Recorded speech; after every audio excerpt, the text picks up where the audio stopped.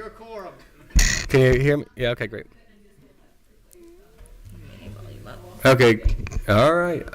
We do have quorum now. I think we're waiting on one more person though, but I think we can go ahead and start and do it. But welcome to retirement. This is the new and improved retirement committee. The reason why I am here is because Chairman Carson's son got in a car wreck. He's okay. Everything's fine, but he got a fender bender, and I don't think it was his fault, but anyway, he had to rush off and take care of that, obviously. But if we can, I would like to open this up in a moment of prayer. And Representative Horner, if you would open us up in prayer for that. Absolutely. Thank you, sir. Thank you, Chairman. Let's pray. Lord, thank you for the wonderful day you've given us. Thank you for keeping Chairman Carson's son safe in that terrible accident. And we ask for guidance and prayer and wisdom as we look over the retirement of this great state. Amen. Okay, thank you for that. I got to figure out how to use this stuff here, but okay, thank you for that. I appreciate it. So we have two items on the docket here, House Bill 78 and House Bill 406. The unique thing is that I am presenting House Bill 78, and so what I'm going to try to do is I'm going to give out the general description of it and see what's the basics of it. But I'm going to ask Jim if you don't mind coming up and just being prepared to answer any questions that may come up in regards to it. Jim, for you guys that don't know Jim is the executive director for the employment retirement systems in Georgia, so he knows all about this very well. So we're looking at House Bill 78, and I've got LC 560227. Is that correct? Is that the numbers we got? Okay. So basically, this bill has been in this committee twice already. It's passed out of this committee twice. It's passed out of the rules in the House. It's gone to the Senate and passed out of the Senate committee, retirement committee there as well. This bill came as a department request, and it's a simple asking to raise the alternative investments from 5% to 10% for the employment retirement systems. The thought behind this is just to give them a little bit more freedom and more physical, responsibility to diversify their portfolio so that they can manage that fund a little bit better. So that's the bill. It just goes from 5 to 10%. And Jim, I don't know if you want to maybe give us a little bit more details around it. And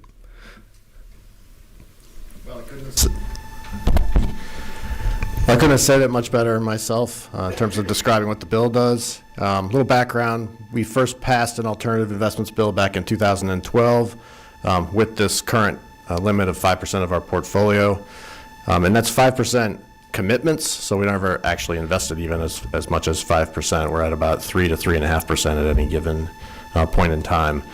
We have gotten close now to that 5% limit, and as the chairman said, we would like to have a little bit more flexibility to raise that a little bit higher. So we're asking for a modest hike to the 10% cap.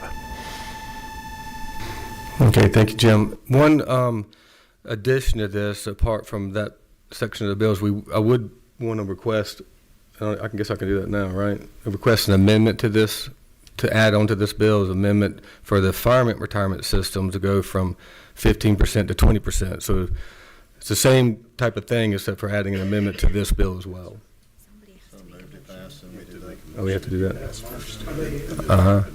They're in there, not to exceed, right? Yeah. Okay, so what would be the will of the committee? Let's look at number 23. Oh, can I ask a question first real quick? Sure, absolutely. Thank you, Chairman. Real quick, I was just wondering on this alternative investments, what's the rate of return on this going from 5 to 10%, and will that close the liability gap a little bit? Yeah, it has helped us in that regard. Currently, our private equity portfolio over the course of the entire history of the last 11 years has returned between 4 and 4.5% more on average per year than our public equity portfolio. Thank you. Okay, number 22. Yes, I had the move to pass, but if we're done with discussion. Second. We get 11. All right, okay, we got one more question. Hold on one second. I got you, buddy. Okay, number 11. Thank you, Mr. Chairman. Who's representing the firefighters here? Because we're asking to raise that limit, and I would feel more comfortable if Morgan or somebody was here asking for that raise. Well, I suppose it would be me because I'm sponsoring the bill. Does the system, have they said that they want it? They have, yeah. It's a request by them. By them? Okay. Yeah. Thank you.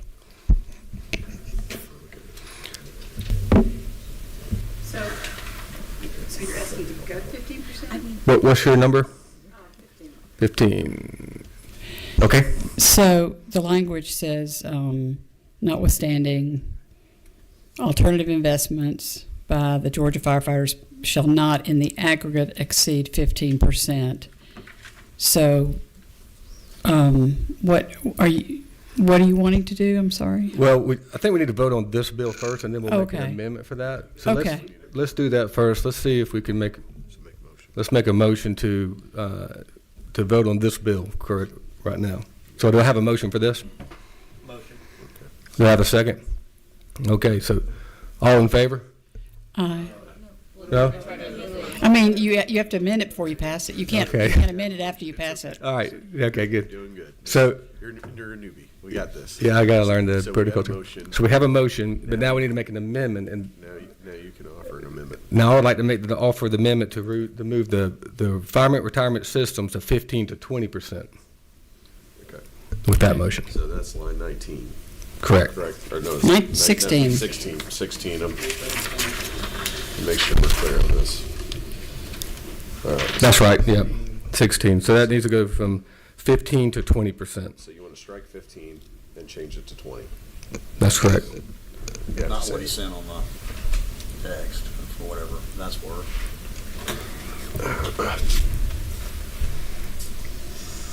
Do this. Not that this is very official, but that's what he said, Yeah. unless he's mistaken. I think he's mistaken then. Okay. Are you good with it? Yeah. Okay. So the motion is, or the amendment is to strike 15% to make it go to 20. And we have some questions, I believe. Number 17. Thank you, Mr. Chairman. I am not opposed to increasing the limits for any of our retirees that want to do that, but that is, we've got some people at the 10, we've got some people at the 15.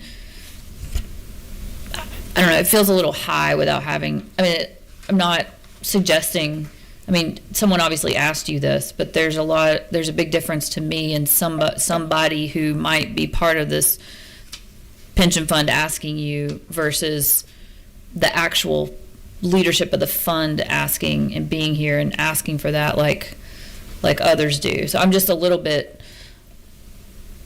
again, I'm not opposed to it, but it feels a little haphazard to just throw that in here right now at a 5 o'clock committee meeting. And again, not questioning who told you what, but when we're talking about people's retirements, I just get a little nervous if we don't give them the opportunity to come in and be on the record for their, mostly, protection for us in some ways, because if there are members out there that disagree and we heard from their leadership, then your leadership asked for it. But right now we don't have anybody in here from the association on record, and that makes me a little nervous. Okay, thank you. Wait, what number are you? 29? I'm just asking if we had a motion and a second on the amendment. No, we're discussing Okay, I'm sorry. the amendment right now. Okay, number 11. Thank you, Mr. Chairman. Quick question. As far as process, do we need another certification that this is not a fiscal, I know it's not a fiscal retirement bill, but do we have to get another certification for the firefighters? Yes, I believe we do, yes. So can we do that? If we pass it as is, when do we get the certification? Before the bill hits the floor? Or? So, yes, I'll put it in for certification with the state auditor, and if they return that it is not a, it is a fiscal amendment that raises the price, then basically the vote will, the bill will be kicked back to this committee to be reheard and have basically undone, the amendment undone or reworked. Thank you. Okay, is there any more discussion? What would be the will of the committee? Well, I had the motion. Is there a motion for the amendment? Yep.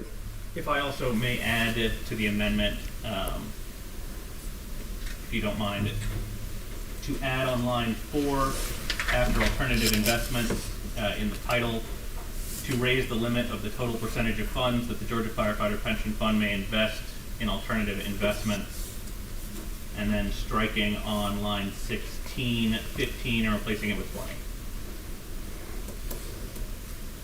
20. Yeah, we know that. This is 15, 20. Yeah, okay. All right, so that's an only amendment, the Franklin amendment. Just the Franklin amendment. Yeah. So that's what it is. Okay, yeah. So you open the floor for a motion. So can I open the floor for a motion? We haven't got a motion. You have a motion, Pass the you can amendment. amend his motion, or you want to just pass it where you did? No, we're gonna, You can just accept that as Yeah. an amendment, and then you got a motion in a second. yeah, that's the way I want to You accept. take it as- Yeah, I'll take that, yeah.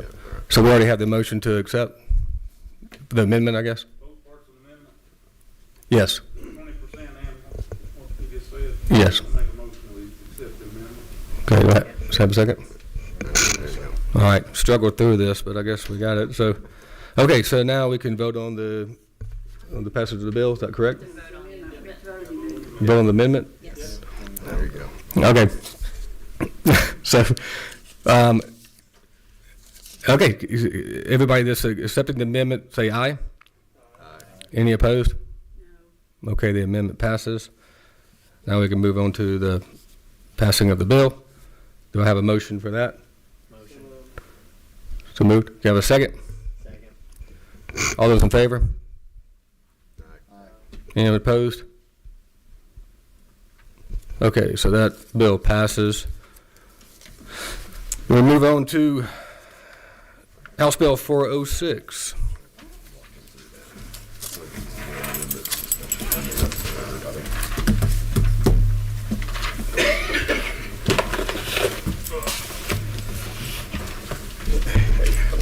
Thank you for that. The process is not, Appreciate. I need to get a book. that's confusing. Okay, Representative Leverett, you're free to discuss your bill. Thank you for joining us. Chairman, this will be quick. Just before the meeting, we realized there are a few issues we need to address in House Bill 406. So if I could, I don't know if it would be appropriate to just have it tabled on the next meeting, or if we just simply bring it up. And we're going to have to work on a substitute and bring it back to the committee, hopefully in its next meeting. I understand. Do you think we could just hear the bill in this meeting here and then? Well, I'm happy to talk about the You wanna hear primary purpose of the bill, and I think we can talk somewhat obliquely about the issues that we'll need to address. And I'm happy to do that. Let's move forward with it. So, House Bill 406 is a bill that would do a thing that in and of itself is rather simple, but it has somewhat complex consequences. The main purpose of the bill is for any person who becomes a judge after July 1 of this year, their retirement age will go from 60 to 65. It's sort of been a long discussion, I think, probably by a number of judges, that the appellate retirement is currently 65 and Superior Court retirement age is 60.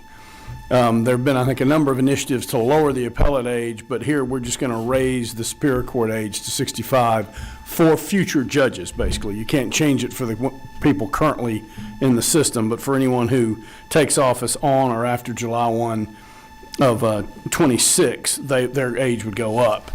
The issue that we did not think of is the impact that change would have on someone who is in the retirement system but is a DA or a state court judge, something other than a Superior Court judge. If they then become a Superior Court judge, what's the impact on their benefit? Because they've accrued benefits under a system with 60 years, and now they're going to a system with 65-year retirement. So I believe we'll have to sort of create two separate tracks, and the sort of the exact texture and granular detail of that is yet to be worked out, and that's why we we'll need to prepare a substitute and bring it back to you. So we have a few questions. Number 12. Got here just in time. Yes, you Chairman. Well, first, I appreciate this, going in that direction. People are living longer, and I mean, just from a fiduciary standpoint, it seems to make sense. My question is, in this retirement system, the fact that DAs are in there, is it not true that the DA and a judge is a different job? Yes, sir. Okay, and no DA is on a track to be a judge. Correct. Many think they are, but they're not on track. So to me, it's a personal decision. If one wants to run for judge, they take their retirement.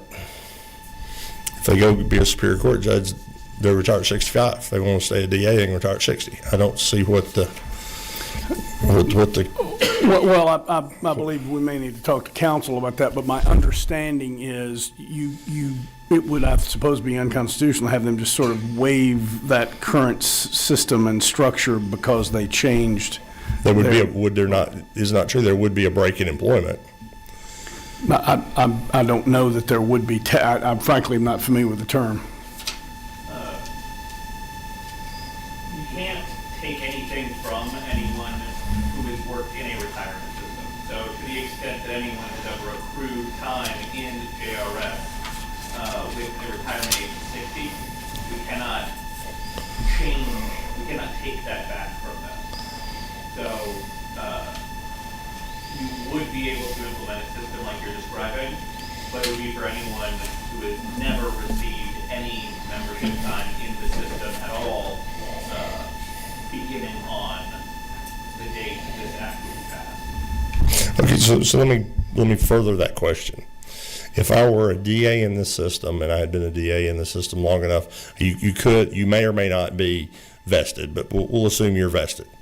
And I go and practice law for 10 years, and I come back to be a Superior Court judge. You're telling me that the fact that I was a DA 10 or 20 years ago means that I have to treat that person differently than a Superior Court judge that started because they had at some point worked in the system? I think so. The issue is a constitutional one of contract. I understand, and I don't mean to cut you off. I understand that, but my question is, if I work, a year as a DA, assistant DA, and I'm in the judicial retirement system, I leave for 25 years.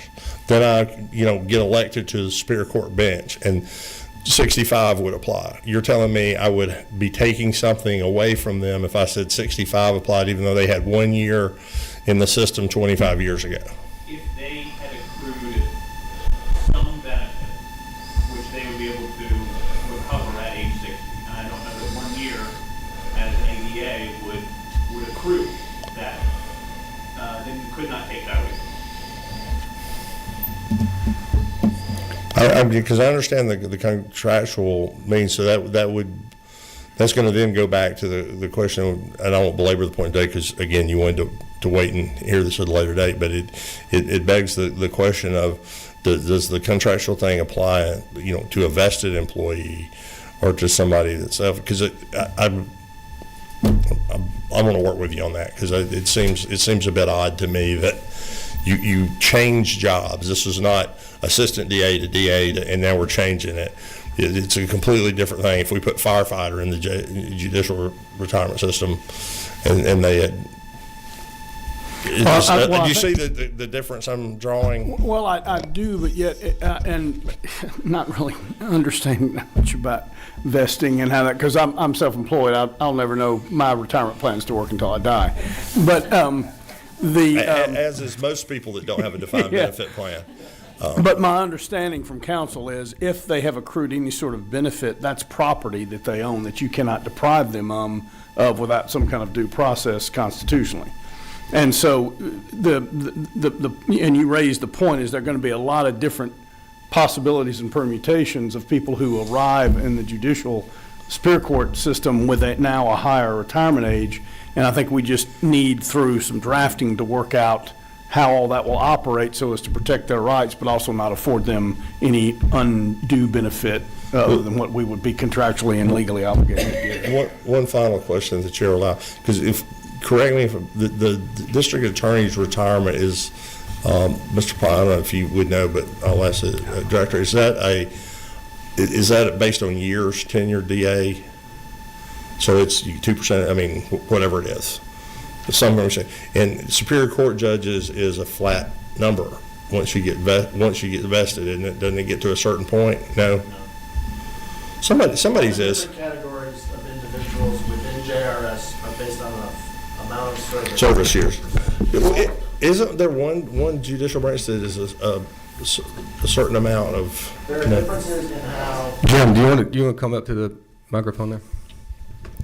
Well, you've really answered the question then that the Superior Court judges accrue the same service rate as the DA, so that was the primary. All the classifications of employees are members. And that's really what the key in is. If you become a member of the system, you do lock in contractual rights at that point. That's the way the law works. That's the way whatever case law there is, that's how this all works. So the contract is signed the day you become a member, basically. Right, and I understand. And the question I would have is, if somebody was in there, so Yes. they were a DA, they had 20 years, and they attained the age of 60. It would seem that contractually they would be able to retire as a DA and get that money and continue to work as a judge. Well, it depends on until vesting. 65. You're right. Yeah, if they were vested, they could do that. So, all right, I got it. Well, I mean, you wanted to work on that before we heard it, so I won't belabor the point anymore. But I'm glad it's less than simple. Yes, sir, and I'm glad to know that Agile Minds have brought up some other issues that I'm sure we'll consider in drafting. Thank you, sir. Okay, we got one more question, number 23. Thank you, Chairman. Thank you, Chairman, for bringing the bill. I think it's a great bill. That being said, something that y'all will probably hear me say a lot while I'm on this committee, hopefully, is liabilities, with us pushing back, of course, the age to 65 from 60, that's going to change our liability spectrum because you're going to have more, of course, vested interest long term. And I'm sure y'all probably don't have that today, but if we could see how this is going to close that liability window and see how it would impact that liability percentages. And I'm. Jim, you want to come up? Is that okay, Representative? Absolutely. Okay. Obviously, I don't have numbers, but what I can tell you is that raising the retirement age will actually decrease liabilities in the system. Absolutely, yes. And I just wanted to see what those percentages would be, just so that we can. Well, I mean, I would say that would be part of an actuarial study, but this is, I believe, a non-fiscal bill. It's not so because gonna we're have to only do that. raising it for people who haven't become judges. yet. Absolutely. So I'm not sure we can give you a definite number. Okay. Does the fact that you're going to have Hold on one second. Okay, you got it. I know it doesn't matter because you're in by day 20, so if it's a non-fiscal bill, it can move this year. So we had to. So if it turns into, I just wonder if the change you make might make it a fiscal bill. Well, if you have to accommodate people already in the system, and it Correct. I'm it lets- desperately hoping it doesn't, but I suppose the auditor will tell us that once we have the Okay. text of the new bill, because we'll have to get a new certificate. Fair enough. But you're in time either way. That's what I hope. Yes, sir. Hey, Representative Moore, are you finished with your questions? Yes, Chairman, thank you. Okay. See you next time. I will. Okay, so we have no more questions. Jim, do you still request to speak on this bill, or do you want to give it? Okay. I think you just did. Yeah.